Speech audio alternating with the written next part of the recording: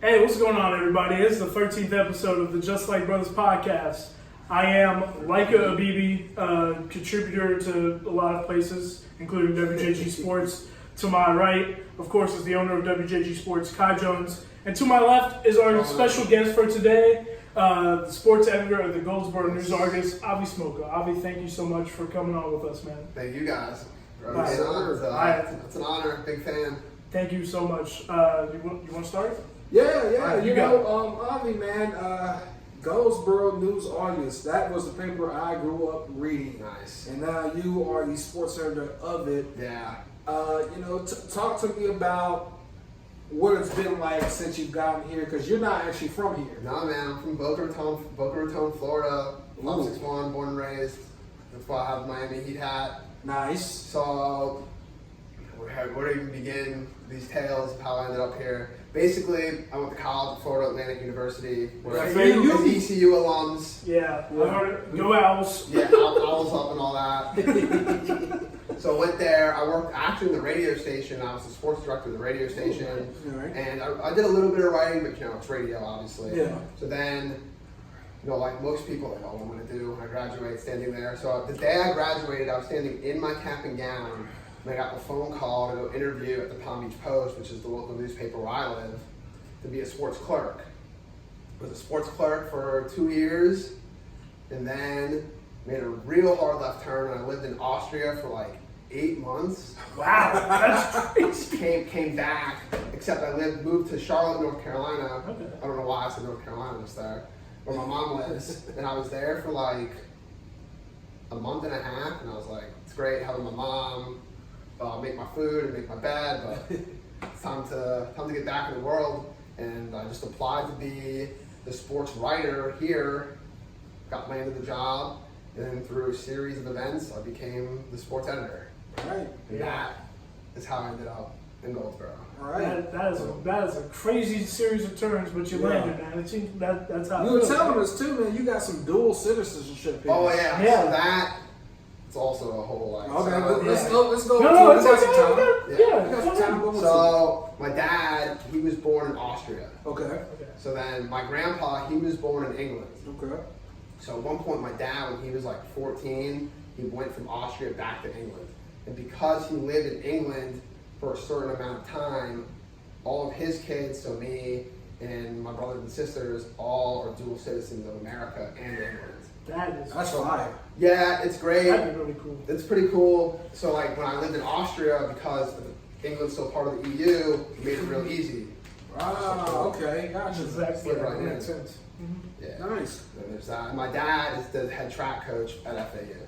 Oh, wow. Wow, that's impressive. Seeing in Florida's a So, great area for track and field. Are you pretty good at track? Oh, no. No. I did one triathlon once. My dad was my coach. It did not. Did you end up completing it though? Oh yeah, it was Okay, like yeah. I don't know. Not very many I'm not going to people say say what place that. I came in because I don't want to. I want to say something really good, but it probably wasn't very good. But I definitely got it done. That much I remember. That's good as long as you finish it, right? That's both right. Yes. But in terms of Wayne County sports, you cover a lot of the schools right here in the inner city. So all nine. Oh, I got one more question. One One more question. Oh, wait. What Florida school are you a fan of? Is it still FAU? It's always been FAU. So Okay. FAU. So you got Miami, Florida State. So my stepmom went to Florida State. So I guess in theory I could root for Florida State, but FAU is ours. it's always been FAU because my Our dad's worked there my entire life.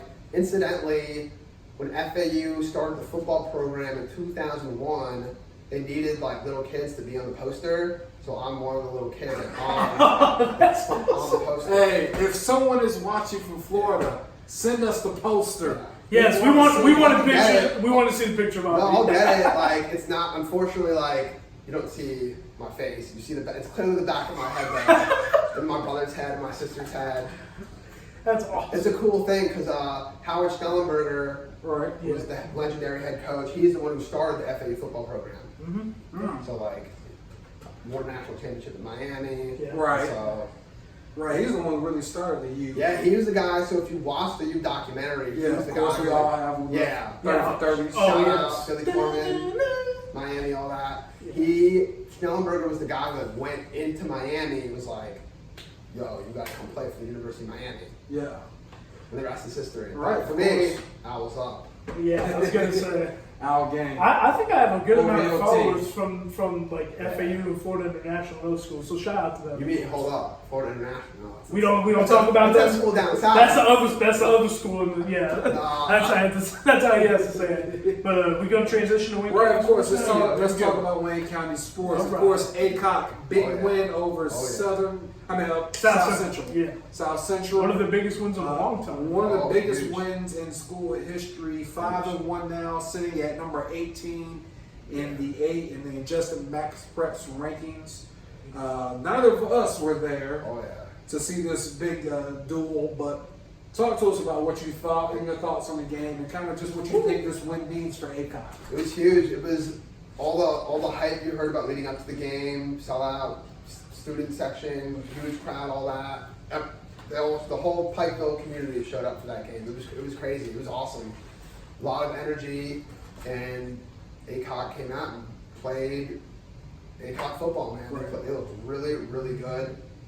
You know, defensively, all year it's kind of been bend, not break, and they had two really big red zone interceptions. So they took care of business. They really did. And I thought what was most impressive was they were up 12-0, and it looked like they were just gonna it looked like they were rolling. They were gonna win that game like 40-10 or something. And South Central comes back, and they didn't fold. You know, Right. You hear the history. You know, coming in, ACOC would fold. They would like face adversity, but no, these guys are. We were talking about it before, like changing. Everything's turned around there. They're flying. Right. Do you think that this was probably a perfect game, or do you think this is just a game where they weathered it and were able to just overcome South Central? That's a great question. I think it's a bit of both, really. You know, they looked really, really good offensively, of course, and so with the ball. But again, defensively, you know, you get two red zone turnovers. That's not going to happen every week. You know? Right. That's true. So, but credit to ACOC. But you know, it's South Central's tough too. They won the conference last year. They won how many games last year? I think they had an undefeated regular season. Yeah. Right. So Last year. they're not that team this year. Yeah. They did lose a lot of important pieces from last year's Right. team, like Jerry. You can never discredit a win though against. Right. Whether it be last year, Newburgh 2-7, ACOC beats them. You can't discredit wins like that when they haven't happened before. It happened so rarely. It's the first time they beat South Central since 2015. Right. Wow, it's impressive. Right. If I may give some thoughts on that game, South Central's defense has kind of been the point of emphasis all year. They haven't really shown up on that end, contrary to what you said. Yeah. But CB ACOG has improved so much, and like this is a win that they need for their program. Right. But we were talking about it on Saturday at the Goldsboro Bedingfield game, and you broke down how many points South Central's defense had given up per game, and I think it was at least like 30 or something. Almost they every gave game. up. Yeah, they gave up 35 to Hertford County. Yeah. Gave up 28 to Green Central in week 1 when I was there. Right. It's just hasn't been like the same defense from last year. Right. And you're just not Which gonna when win you're football. losing defensive end like Jeremy Lewis, Yes, like we just that's gonna greatly impact your defense. I mean, because as much of a star as he was on offense, on defense was also he was a star there at that defensive end position. Yeah. But I think really just the thing that sticks out to me for ACOC is that now you get Southern Wayne rolling in, which is going to be the WJG Sports Game of the Week, and we're going to talk a little bit more about that. But really, when you look at it now, you got Southern Wayne. Then I think they got New Bern next, and then from there you got Conley, Rose, Eastern Wayne. So I think that's a good gauntlet because next. Okay, you can kind of get you a game where hopefully you can get into rhythm against Southern Wayne. And you can control the game right away. And then then you go into New Bern, which is a game where that's the conference leader, and I think now it's looking like that game could be for who wins the conference championship. And then you got Rose County, and then you finish up with Eastern Wayne, who's right now 1-5. It's a tricky schedule with how good the conference is. Right. The conference is like There are teams that have struggled. Of course, New Bern's been really good. They had to come back last week to win. That's just up and down. The teams are good. So this is really going to be a really good And right now, with you sitting at 18 right now in the Justin Max Preps rankings, if you were able to get through this conference with one loss to New Bern, you're looking at now you're hosting the first playoff game in the state. I mean, in school history for sure. It's huge. You know, I mean, talking about too, off to the best start in 10 years. Right. Yeah. Really, it's going to be the season. The stars seem to be lining, fingers crossed, knock on wood and all that. As you said, got to go to New Bern. Right. Yeah. You know, hungry, so. we were talking about this, me and you, before we got on the air waiting for Leica. I was like, it's all good. But we were just talking about Brooks. He feels like he's in a good spot now. He's fine. You know, in his 7th year, he feels like he's got it set up now to where the program's going to keep rolling. Yeah. So even if this is the big year, I don't feel like this is going to be the big year, and you'll never see another one of these for another 10 years. Yeah, I think this is the big year that starts multiple big years. Yeah. that makes sense. Where you're consistently looking at every year we go to the playoffs. Every- It's just, are we going to host? Yeah. Or are we going to? Every year we're going to the playoffs. We're winning at least 6-7 games. You know, Right. And I think for ACOG that would be huge, just because historically that's never been their type of thing. You know, historically football has been dominated in Wayne County by Goldsboro. I've heard that from time to time. And of course by Goldsboro and Southern Wayne, which is why that used to be such a big rivalry. Yeah.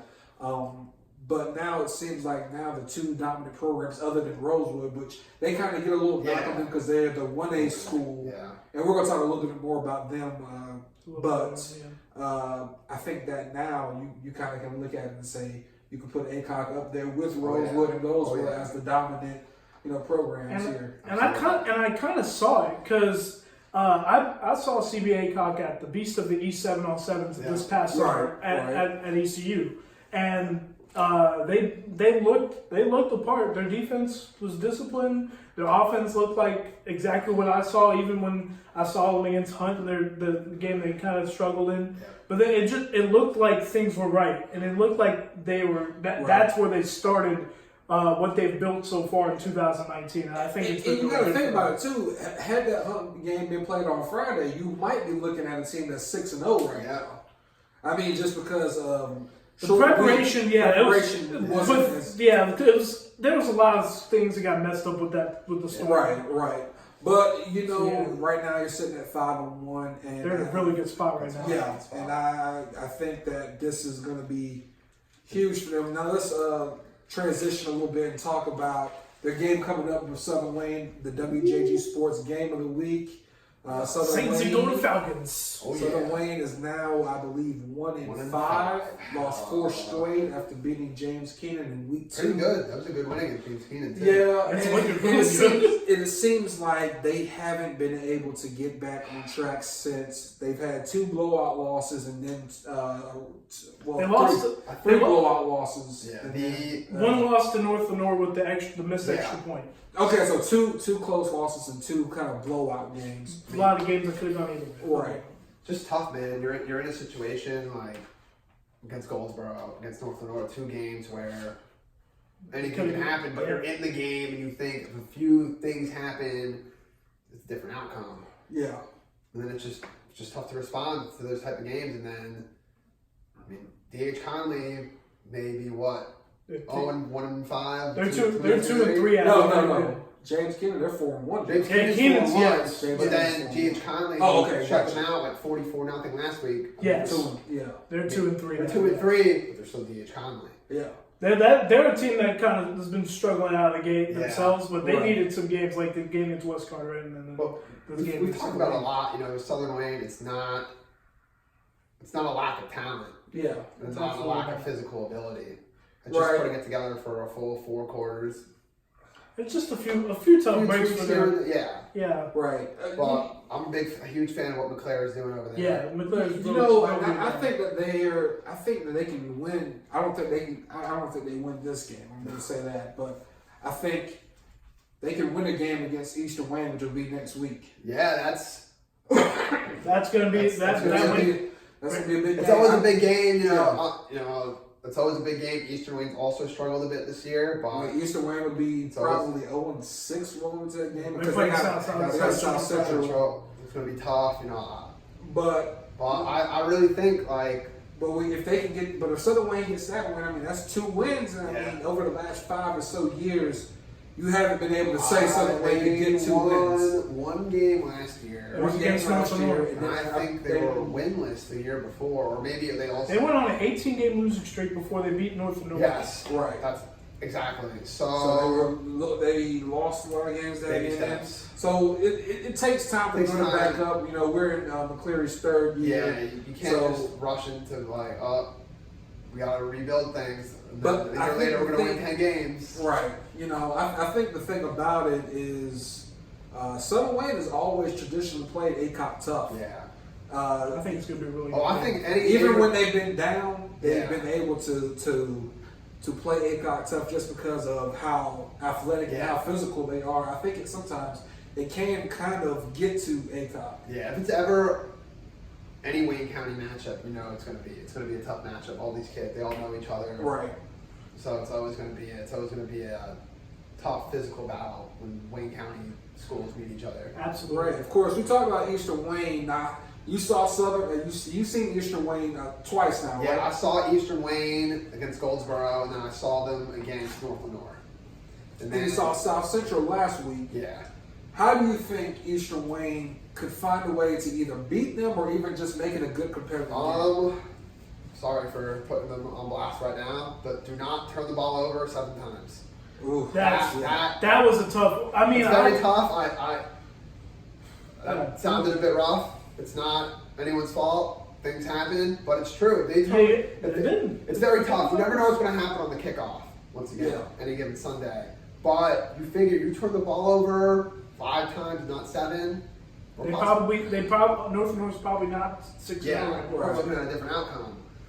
So. But I mean, they've caught a little bit of some misfortune themselves. Like, there's just been a few. I mean, against Goldsboro, but the thing about it is you can't keep having these self-inflicted. Yeah, exactly. They did have. Yes, in fairness, they had a lead against Goldsboro. You're Goldsboro. up 11 with 6 minutes left. You think, matter of fact, you're up 11. You have the ball with 7 minutes left. Yeah. You think all you need to do, run the clock out.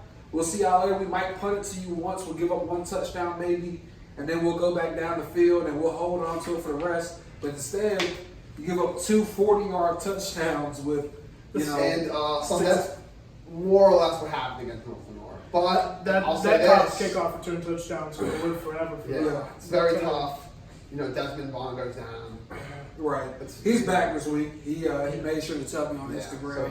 So that's a huge plus for them. And then they have Brandon Joyner, receiver. So he's played really well. He played really well. That game against North Lenore, he was balling out. So I figured now Wesley, as with Desmond back, doesn't that mean Wesley will be able to come? I would assume that would put Wesley back at receiver, but then also now it gives you a decent option for a backup QB. Right. Wesley is not a QB naturally, but I mean he can he's make. He's just an athlete. You saw. He's not back there throwing the ball. I don't know how they're scoring those 20 points. Yeah. In terms, I think they can put some points up on the board against South Central. I would say, but for South Central, because of course they're a team I cover, so for South Central, I think this would be a game where they could get right defensively. But yes, I think if Eastern Wayne doesn't turn the ball over, they'll try and they'll threaten. I think they'll threaten. But I agree with you. This is kind of like for South Central. This is kind of like a right the ship type of game. Yes, and this would be a perfect game for Xavier Meacham. When you look at South Central, they've had a really tough 4 weeks really. I mean, before this, they've had Southwest Edgecombe, Bedford County. Yeah, I mean North Pitt is going to play you hard because that's a rivalry game. And shout out to North Pitt, first one of the year. Right, and then you have last week ACOP. Mm-hmm. At least now this week, you get Eastern Wayne. Exactly. And you think that this maybe can be one of those games where you can kind of get into a rhythm, rolling into conference play. But now, of course, we're talking about somebody who looked like they were rolling on Saturday. Ooh, yes, Saturday. Saturday, yes. Yes, Goldsboro put together a masterpiece against Bedingfield, 31-6. Yeah, I've been on really, what was supposed to be homecoming. Yeah, it was. We were talking about that game Saturday. It had a weird vibe to it. Just a game on Saturday, Yeah. But in the end, it all worked out. It was a lovely night, beautiful performance by the Cougars. Yeah. Really been impressed by them this year, by how they've responded in tough situations. You lose A lot of adversity. lose your quarterback to an injury. Right. You lose to Newbern 50-6. They bounce back. Beat So Eastern Wayne beat Eastern Wayne. after being down 11. Being with down 6 minutes 11. left. Yeah, that's With just, the Wayne County Miracle. Yeah. that's just a testament to Yeah. the toughness of their I call it show. the miracle on New Hope. Miracle. Ooh, I like that. Ooh, that's a big. Okay, yeah, that's a good one for the legend. The legends of the Wayne County Classic. Then, of course, you have the ACOT loss where Yeah, basically tough you loss. lose on kind of a fumble. Yeah. They did But kind then of do also those you have, themselves. I was about to say, you also had 6 turnovers in that game. Very, also a game, very close game. And then they go down to Westover. And at the time, Westover was winless. Yeah, but that's Coach Ray's area, by the way. Yeah, Yep. I knew that. Same, Yeah, yeah. and then, but as Coach Ray told us too, like Westover they ran the ball. I think he said like 50 times on them. Yeah. So it's just tough. It's just tough against any team. When any team is just gonna keep running at you like that. And see, and I think that kind of helped them too going Exactly. into Bedingfield because that's all Exactly. Bedingfield does. They want to just Exactly. run right at you So then, and make you submit. Goldsboro never quit. yeah, on exactly. Saturday. So then They you also have had against 2 Westover. special teams Yeah, touchdowns. huge. Yep, 2 Huge. special teams. Kickoff return and a touchdowns. blocked field goal return. for Really, touchdown. just I mean, it's about complete Yeah, performance of the year. It's easily their best performance of the year. You saw what everything like was put together in that game. That was their A game. They just brought To it. me, you saw the best of what they can offer. Yeah, like And if you're going to get to the point He's- where you Yeah. have the type of game where you're putting together no turnovers, Yeah. Yep. Jaquez is going to catch one of those big, two. two, I think he Two- only had like 2. I think he made Those were his only 2 Yeah. catches. He had both Yeah, one for touchdowns. two catches for 70-something yards or whatever Pretty major. for 2 touchdowns.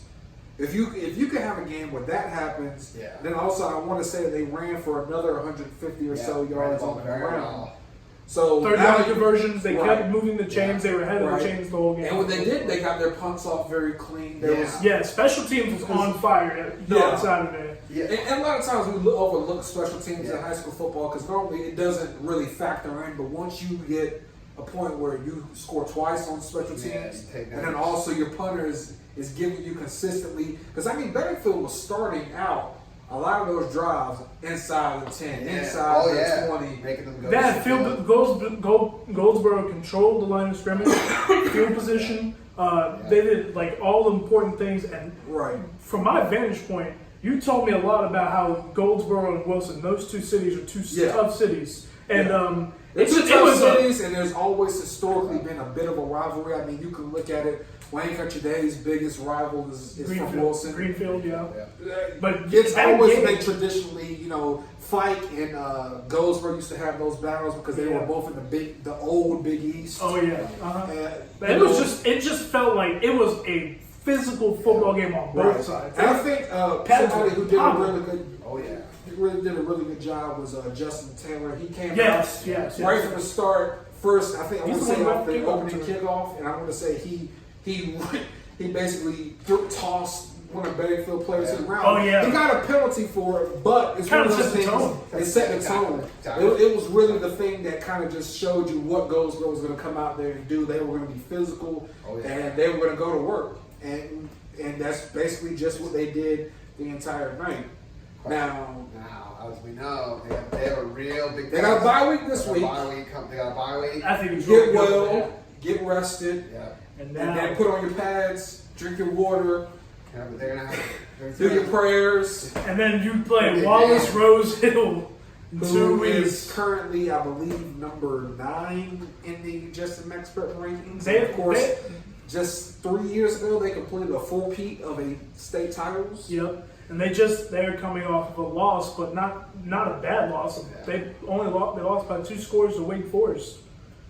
And Wake Forest on the road. That's a long drive too. Yeah, Wake Forest, the reigning 3-time state 4 double A title champs. defenders. Yeah. So that's I'd say that they are ready to roll. And I think, really the biggest thing is if we can get the Goldsboro that we saw on Saturday, I think that'll be a good game. That'll be a good competitive game. But if we get the Goldsboro that we see consistently throughout the year, where it's just kind of like, well, the offense is just going to kind of just do what they do. They're going to turn the ball over a few times. Yeah, you can't turn the ball over against a program like that. No. Can't turn the ball over against Wallace Rosehill. You can't get tired and that's another thing they do. They're a physical team up front. You've gotta be ready to roll. Everyone's gotta be all in on this one. Yeah. Discipline, play smart, and then hope that you can keep it close. And then maybe in the end you can get some magic to happen. Yeah. Consistency is going to be key, and it just on every phase on all fronts of the game. And then I think the biggest issue they've had offensively pre-Bedingfield was they weren't stringing drives together. Yeah, they weren't stringing drives together and then turning over the ball consistently. Yeah. So now against Bedingfield, you string together drives, and correct all the mistakes. All right, this is they scored on their first 3 possessions. Touchdown. What's the thing? Sometimes I don't know. I guess I'm going to say it wrong. Like the best defense is an offense, or offense is defense. Like Goldsboro, it's actually both can be true. If Goldsboro can keep Wallace Rose, they got to keep him off the field. That's yes. Thus stringing drives together. Yeah, exactly. If you're going to stay ahead of the chain, if you're going to string drives together, I think if you can keep this game under 30 points, you'll have a shot. And I think even with that, you might have to get to a point where if you even get one possession game, you're going to have to go for 2 somewhere and be able to win that, and then have your defense get Either way, this will, even with 2 weeks, this will be a tough challenge. I mean, Wallace Rosehill is such a good player. Now, from a very physical game to a very, you need a lot of endurance. Rosewood versus Wake Christian Academy last. The over was hit in like 2 minutes. Much respect for. I went making it through on Friday. Let's talk about it. I went to Princeton first. Princeton versus North Johnston first at 7 o'clock. Then I drove 40 minutes up the road to Cornholders versus Cleveland for the second half. And then after that, I got lucky because Rosewood was on a lightning delay and it was raining. That by the time I got the road, I could drive to Rosewood. It was still only about, I think, 10 o'clock, and I think they were just starting the second half. Yeah, that game wasn't over till like midnight. It wasn't over till 11:59. 4 hours and 59 minutes. There were about 100 fans left.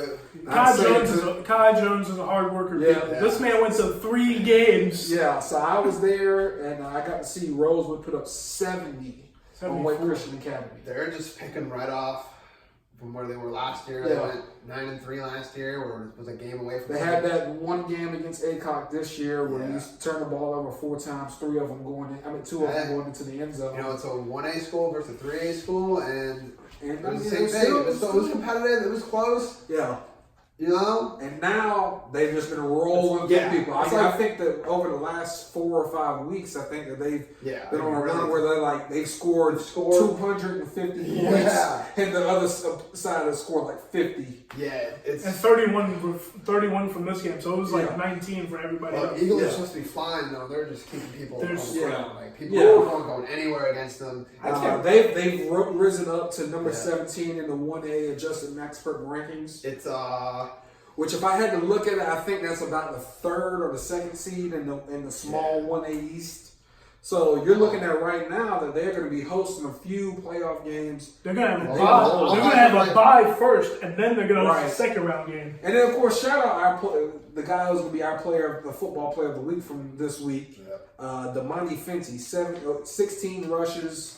293 yards, 6 touchdowns. Almost had a whole season in one game. Yeah, pretty much. I think really seeing them again, I think it was so great to see that just because I got to see kind of more of what they were about because the first game you get 4 turnovers and that's really the last time I've gotten a chance to see What was so interesting about that game was talking to Brett after the game was how enthusiastic he was that they scored 26 points against them. Because usually, like last year, they didn't score any points. Yeah. And most years they struggled scoring against them. So I think he saw they scored 26. I'm like, all right. Yeah, and you turned it over twice going Yeah. into the end zone. We know what we got So- here. It could have been more. Yeah, could have been 40. Similar.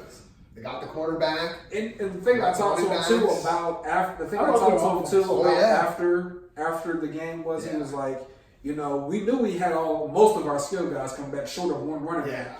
He's like, but you know, the offensive line has just developed and they've done their job. So it allows for all of our skill guys who already have some experience to be able to really excel because of how good the offensive line has been. Yeah, they're just clicking. They're three-headed backs. You know, they got Damani Fenty, you got Davion Thompson. Both of them picked up offers from Montana State the week FCS, before. yep. That's one of the top FCS. Right. Yeah. And Big Sky. of course, Cameron Lamb, who's I believe a sophomore, who does a lot of the dirty work inside. So they're rolling right now. They're 5 straight games, and they got a bye. It seems to be coming down.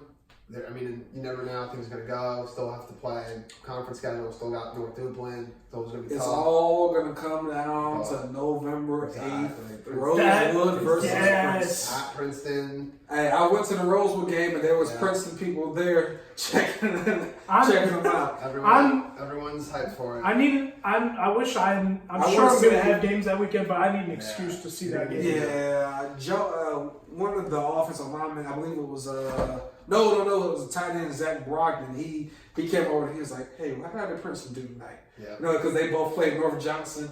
I was like, "Oh yeah, they won 44." He's like, "Dang, I'm ready to play." He's like, "I'm ready for November 8th. I want to play those guys." Yeah. And I trust me. I know Princeton wants to play them too. Princeton, of course, they beat North Johnson 44-0. We also got to shout out Bartholomew, right? Yeah. You know, Harley Bartholomew, he broke his ankle. Yeah. But he had good. His dad said that the surgery went well, and he could be back for the playoffs. It takes about 6 to 8 weeks to heal a broken ankle, so you're looking at somewhere between the 2nd and 4th round of the playoffs.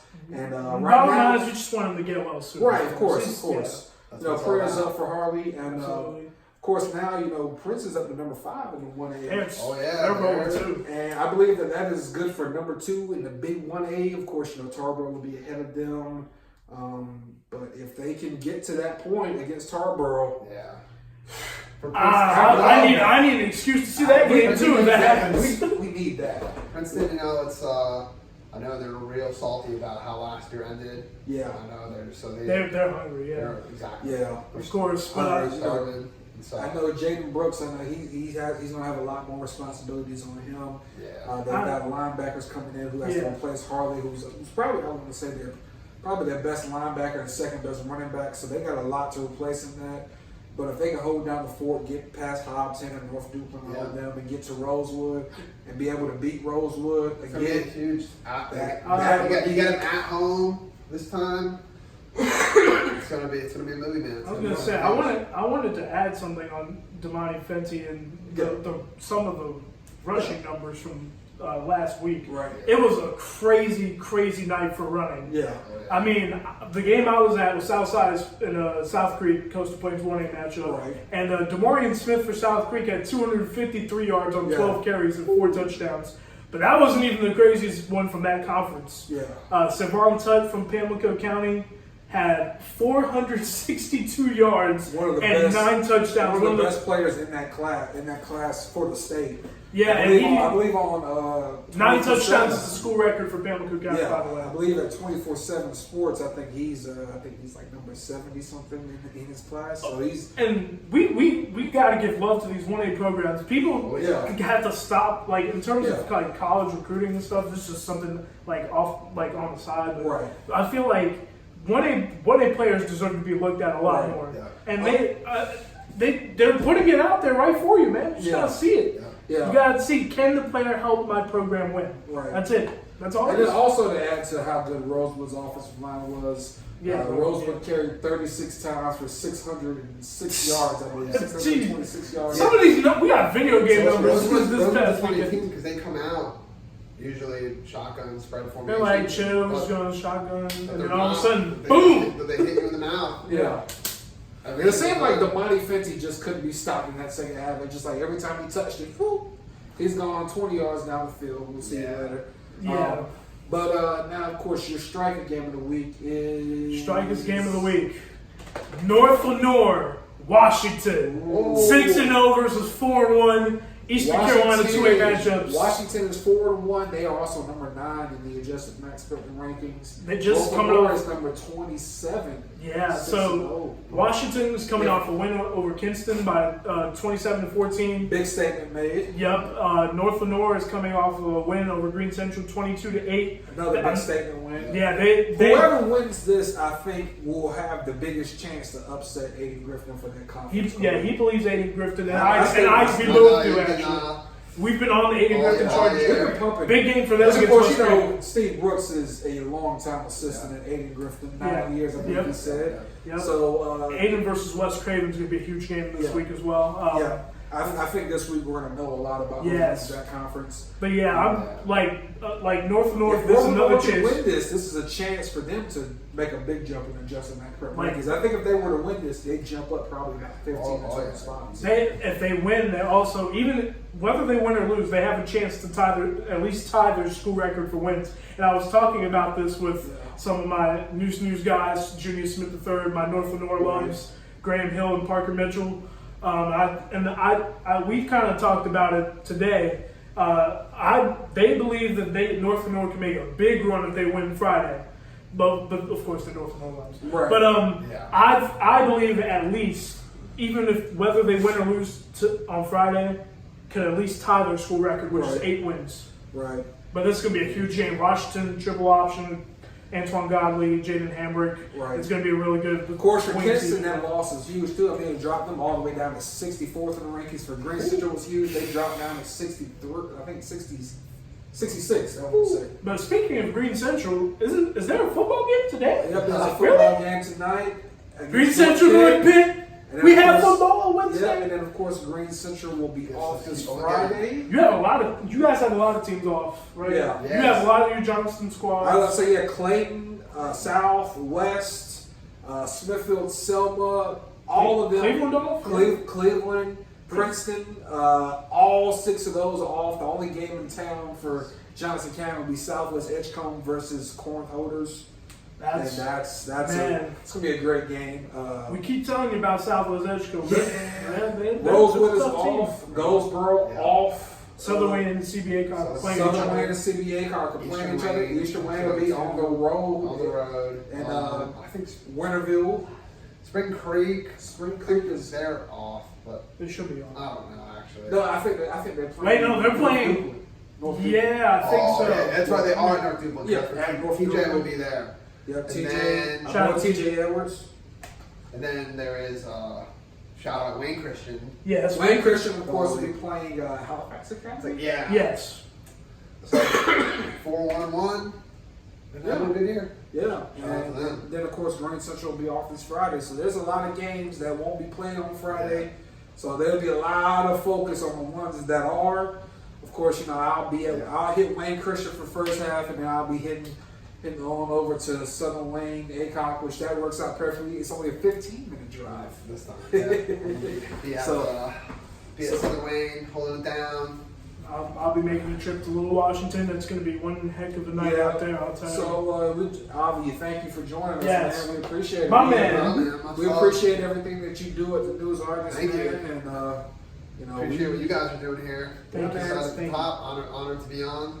You got any social media or anything you want to plug here, man? Yeah, man. You want to shout out? Your personal Maybe English shout TikTok. out your mom or something like that. Anything you want to plug here? As always, I'm then I'm on too. News Argus Sports on Twitter. Right. At News Argus Sports. Follow that. It's where I post all the articles and all the pictures from all the games I go to. Right.